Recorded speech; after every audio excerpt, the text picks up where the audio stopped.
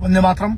Bharatiya Janata party के उड़ीसा के मुख्यमंत्री मोहन चरण मांझी जी, आपसे सीधा बिल्कुल प्रश्न है। जो केआईटी यूनिवर्सिटी में जो बच्ची की आत्महत्या, जो एज ऑफ नाउ जो पहले से जो समझ में आ रहा है, पुलिस के जो दत्ता सिंह है उनके स्टेटमेंट के हिसाब से, वहां पर आपसे ये सिर्फ सीधा प्रश्न ये है आपसे कि जो ये टीचर्स बच्चियों को धमकाते, नेपाल की ये बच्ची है, उसको लमसाल जो प्रकृति लमसाल बच्ची है जिसका अब इसमें आत्महत्या अगर पहली जो प्राइमा फेसी के हिसाब से अगर माने, इसको जो ये टीचर्स धमका रही है, मेरा आपसे मुख्यमंत्री जी से जो भारतीय जनता पार्टी के उनसे एक प्रश्न ये है, सीधा प्रश्न ये है, आप ये बताइए कि आपके राज्य में वो जो टीचर्स है, प्रोफेसर, जो महिलाएं हैं, 2 महिलाएं जो इन बच्चियों को धमका रही हैं कि तुम लोग यहां से निकलो, तुम नेपाल के हो और दिख मत जाना वरना तुम पे डिसिप्लिनरी एक्शन होगा, इन प्रोफेसर्स के खिलाफ क्या कार्रवाई की आपने? क्योंकि सवाल क्यों बड़ा है, ये प्रोफेसर्स एहसान कर रही है, कोई पैसे मिलते हैं, फ्री में कोई नहीं पढ़ा रहा, पहली बात। दूसरी, कह रही है कि 40,000 लोगों को फ्री में पढ़ाया। कौन से आदमी ने 40,000 में फ्री पढ़वाया? केआईटी उड़ीसा जो यूनिवर्सिटी फ्री में पढ़ा रहे। और ये आप यहां पर मुख्यमंत्री साहब और पूरी सरकार की जिम्मेदारी ये है कि ऐसी जो लेडीज हैं, जो कि प्रोफेसर्स हैं, इनको उड़ीसा नहीं पूरे भारत के अंदर कहीं पर भी नौकरी नहीं मिलना चाहिए। एहसान नहीं कर रहे हैं, कोई पैसा मिलता है आपको। गुरु शिष्य परंपरा है, अगर आप गुरु के जैसा व्यवहार करेंगे तो शिष्य भी शिष्यों के जैसा व्यवहार करेंगे।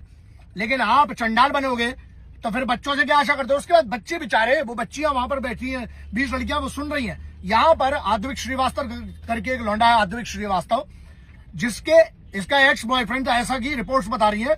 और उसने इसको इतना परेशान कर दिया, मेंटल हरासमेंट के खिलाफ क्यों नहीं क्लियर कट कानून की गाइडलाइन के हिसाब से इनको सजा, सबसे कठिन से कठिन सजा दी जाती है। यहां पर यह है फिजिकल हरासमेंट तो बात अलग है, लेकिन यह बात वही जाए, अबिटमेंट टू सुसाइड नहीं लगेगा इसके ऊपर।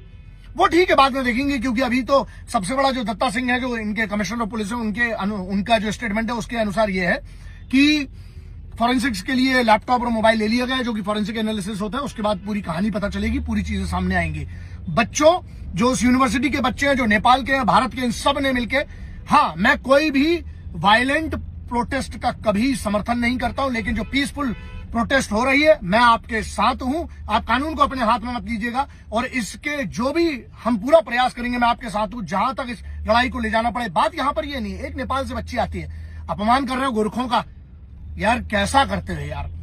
हमारे मित्र देश है, हमारे साथ के लोग हैं, वो बच्चे वहां से पढ़ने आते हैं, यहां पर इस भरोसे पे आते हैं। उस बाप के बारे में सोचा?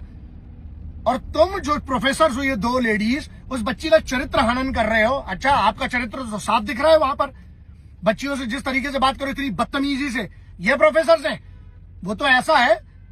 और ये मुख्यमंत्री साहब, आपसे बिल्कुल क्लियर कट डिमांड है इस बात की।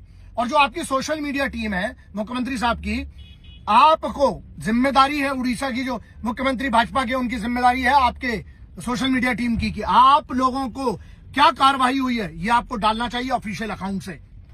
ऐसे में ही भरोसा टूटता है लोगों का। तो ये जिम्मेदारी आप चुने गए, आपकी जिम्मेदारी है, तो ये करिएगा। अब इसके बाद ये जो लौंडा, ऐसे तो हजारों केस होंगे, हमें ये करना पड़ेगा ना, लड़कियों के साथ साथ जरा लौंडों को भी सभ्यता और लौंडों को भी बहुत सारा कुछ सिखाना पड़ेगा हमें पर। और ये जो अद्वैत श्रीवास्तव करके है, इसकी फोटो बाहर नहीं आई, अजीब टाइप के कार्टून लोग हो। वो बच्ची जिसके साथ ये हुआ, उसकी फोटो बाहर घूम रही है, इस लौंडे का। हाँ, इसको तो सीधी सी बात है, क्योंकि अबिटमेंट तो एक चीज है, लेकिन इस पर क्लियर कट मर्डर क्यों नहीं चलता? मर्डर के चार्जेस लगना चाहिए फॉरेंसिक एनालिसिस के बाद, क्योंकि मैं बगैर उसके पहले कुछ बोलना नहीं चाहता हूं। लेकिन बच्चों, मैं आपके साथ हूं, मैं आपके साथ हूं। जो केआईटी में उड़ीसा में जो प्रोटेस्ट चल रहा है, पीसफुल मार्च के, मैं साथ हूं।